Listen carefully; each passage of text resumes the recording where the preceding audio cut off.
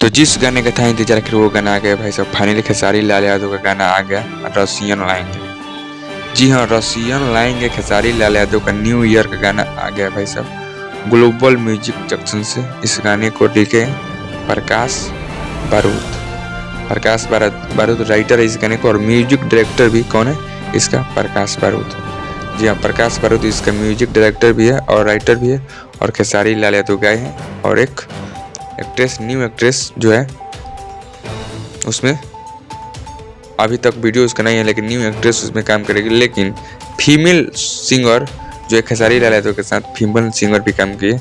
New एक female singer जो है ग्लोबल म्यूजिक जंक्शन से, उसका वीडियो अभी तक नहीं है, लेकिन गाना आ गया है पोस्टर के साथ। गाना धुड़ कर रहा है, कल या परसों 2 दिन के बाद गाना जो है, गाना का फुल वीडियो आ रहा है। चलिए मिलते हैं कुछ अपडेट लेकर। बहुत खतरनाक गाना है।